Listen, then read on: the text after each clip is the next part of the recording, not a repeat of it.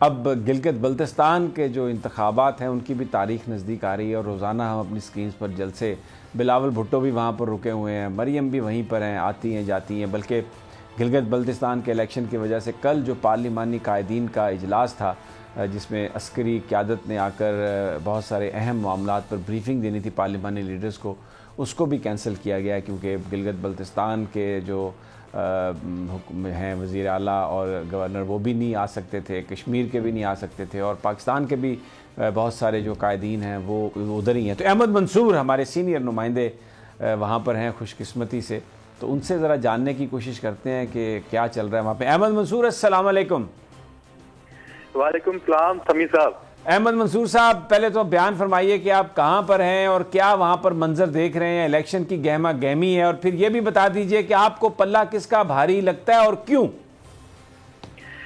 समी साहब, जो शायरा रेशम है KKH, उसके जरिए जब पहुंचे हैं दिया मीर चिल्लात से होते हुए हुंजा और उसके बाद आगे गुलमित तक कताबाद लेक, तकरीबन 300 किलोमीटर का जो सारा ट्रैक है ये सफर किया है। यहाँ पे जो गहमा गहमी है वो देखी है, एक दिल खुश हो गया है कि जो कौमी धारे में शामिल गिलगित बल्तिस्तान में जो इंतखाबात में अवाम शामिल हैं और पाकिस्तान की जो जमातें हैं वो यहाँ पे भरपूर इंतखाबी मुहिम जो है वो अपनी चला रही हैं। और जो हम सुनते आते थे कि यहाँ पे बड़ा कोई उन्हें असर नहीं होता, इस दफा ये सारी चीजें हट गई हैं। पाकिस्तान जो बदल रहा है ये देखा है, जो दिल है वो खुश हो गया है। अच्छा। और वापस मैं हुंजा से अभी गिलगित पहुंचा हूँ और यहाँ बिलावल भुट्टो जो हैं वो इधर हैं, आपने जैसे बताया मरियम नवाज हैं, बाकी पार्टियों के हैं, हुकूमती पार्टी के जो रहनुमा हैं वो यहाँ पे अपनी कैंपेन रखे हुए हैं। मुराद सईद और जो आजाद कश्मीर और गिलगित बल्तिस्तान के वजीर हैं अली अमीन गंडापुर, वो यहाँ पे हैं।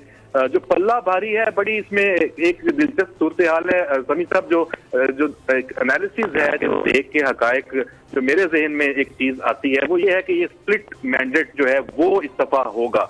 यहाँ पर गिलगित बल्तिस्तान के जो इंतखाबात 15 को होने जा रहे हैं, इसमें जो रवायत है वो तो यही है कि इस्लामाबाद में जिसकी हुकूमत हो, यहाँ के लोग यही चाहते हैं कि उनके चूंकि काम होने हैं तो वो उसी को वोट दें। देखें तो PTI का जो पल्ला है वो भारी है और इस पर लोग बात भी करते हैं।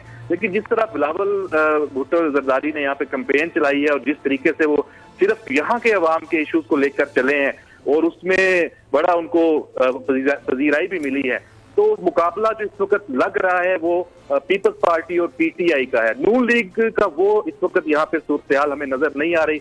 एक तो लोग ये बात भी करते आ रहे हैं जो कि इस हुकूमत तो नून की खत्म हुई है, तो अब वो किस मुंह से कहते हैं कि हमने यहाँ पे आगे काम करवाने हैं। जो पिछले 4 साल गुजारे हैं उसमें उन्होंने यहाँ के लिए कुछ क्यों नहीं किया। जो मरियम नवाज की यहाँ पे स्पीचेज हैं कि यहाँ के लोगों की बजाय जो यहाँ के बहुत पुरअमन और आप और मुझसे ज्यादा मुहिब वतन और पाकिस्तानी हैं उनको एस्टेब्लिशमेंट से लड़ाने की उन्होंने यहाँ पे एक तहरीक शुरू की, उस तरह की जो बातें की वो लोगों ने रिजेक्ट किया है। तो लगता ये है कि ये नून लीग का इलेक्शन नहीं है। जो मुझे ये महसूस हो रहा है वो बहुत बुरी तरह नीचे आएंगे इसमें सारे मामले में।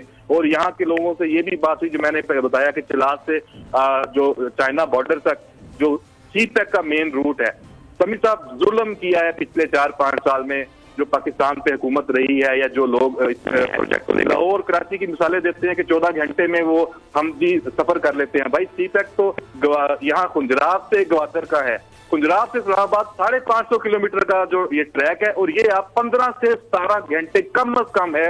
और जिल्लत की जो आपकी ट्रैवलिंग है वो यहाँ पे है समी साहब, आप सोच नहीं सकते। आप यहाँ पे अगर आपको मौका मिले आप जरूर आए और आप दिखाएं कि ये क्या है। 20-30 अरब रुपया भी लगा देते तो शायद ये ट्रैक बेहतर होता, लेकिन अब जाके अब इस पे प्रोजेक्ट जो है वो शुरू हैं, उनके लिए पैसे रखे जा रहे हैं और आइंदा, जबकि शुरू यहाँ से होना चाहिए था। शुरू सारा फोकस लाहौर में है, वहां पे आपको वो बना दी ऑरेंज लाइन, मेट्रो बन गई। सर जुल्म हुआ है लेकिन कोई इस पे बात नहीं करता और इसी वजह से मैं समझ रहा हूँ कि नून लीग को यहाँ बहुत बुरी मार पड़ेगी। मुकाबला PTI और पीपल्स पार्टी का है। रवायती तौर पे PTI को आना चाहिए, लेकिन बिलावल ने जिस तरह कैंपेन की है ये रवायत टूटती नजर आ रही है। बिलावल हुकूमत का हिस्सा उसकी पार्टी जरूर होगी और होगी यकीनन इत्तेहादी जमातों की यहाँ पे हुकूमत, क्योंकि कोई 24 जो हल्के हैं सीटें हैं, मेरा नहीं ख्याल कि कोई एक जमात 12 या 13 जो सीटें एक जमात जीत सके, कोई सादा अक्सरियत दे सके।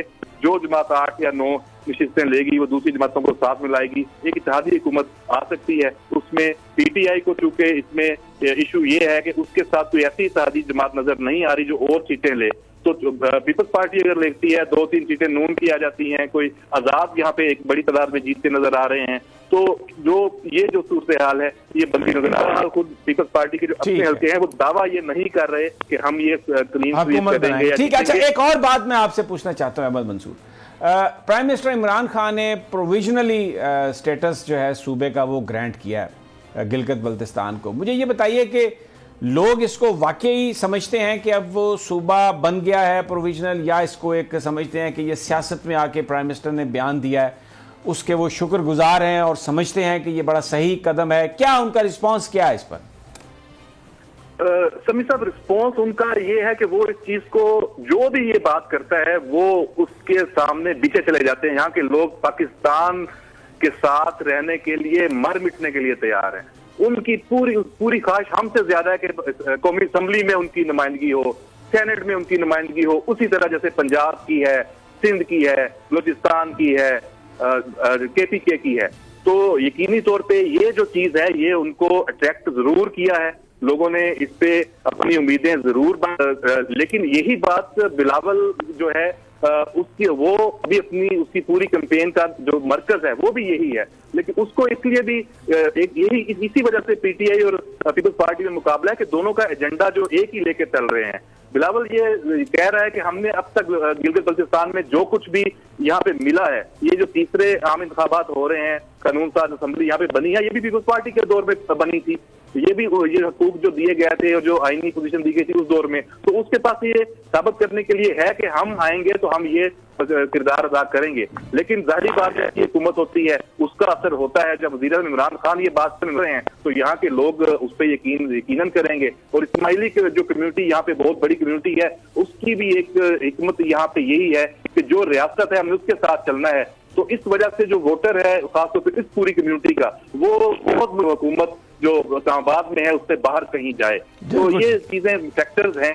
तो ये इसका बहुत शुक्रिया अहमद मंसूर आपका। वहां पर रहिए, अपना ख्याल रखिए, ट्राई कीजिए। हम अगले शोज में भी आपके साथ रब्ता करेंगे और जानने की कोशिश करेंगे, इलेक्शन वाले दिन भी आपसे बात करेंगे और नाजरीन को बताने की पूरी कोशिश करेंगे कि जनाब गिलगित बल्तिस्तान में अब लोग अपना हक जो है वो राय दही उसको इस्तेमाल कर रहे हैं और फैसला करेंगे कि किसकी हुकूमत होगी। राना साहब, आपने अहमद मंसूर की बात सुनी तो वो जो माहौल है वहाँ पर बड़ा ज़बरदस्त है। लेकिन अगर पीटीआई वहाँ पर मुस्लिम लीग नून को मात दे देती है और पीपल्स पार्टी और पीटीआई जो हैं वो सामने आती हैं और पीटीआई की सीट्स अगर वो अक्सरियत ना भी ले सके लेकिन ज़्यादा होती हैं, तो फिर ये जो एक प्रोपेगेंडा पीटीआई और इमरान खान के ख़िलाफ़ के जी अनपॉपुलर हो गए और जा रहे हैं, तो उसको तो धचका थोड़ा लगेगा। अमीन साहब, मैं समझता हूँ अहमद मंसूर जो बात कर रहे थे वो हकीकत के बहुत करीब है। वाक़तन वहाँ पे मुकाबला जो है वो पीटीआई और पीपल्स पार्टी का ही है और 5-6 सीटों पर आज़ाद मरीम नवाज तो कह रही है वहाँ पे न सिर्फ वोट मांग रही है बल्कि कह रही है मुझे घर भी दो। मैं आज बिलावल भुट्टो की तकरीर सुन रहा था, वो ये कह रहे थे कि जी इन्होंने नून लीग वाले आपको कुछ नहीं दे सकते। ठीक है, वो तो मरीम साहबा तो वहाँ पे घर मांग रही हैं वही देने की बजाय। समी साहब, जो गिलगित बल्तिस्तान के अवाम हैं उन्होंने पाकिस्तान के हिफाजत के लिए कुर्बानियाँ दी हैं, वहाँ के जवानों ने कुर्बानियाँ दी हैं, तो वो कोई ऐसा बयानिया नवाज शरीफ का जो है उसको कबूल नहीं कर सकते जो पाकिस्तान की फ़ौज के ख़िलाफ़ हो। तो इनको ये शिकस्त जो होगी ये इस बात का सबूत होगा कि गिलगित बल्तिस्तान के अवाम ने भी नवाज शरीफ का बयानिया मुस्तरद कर दिया।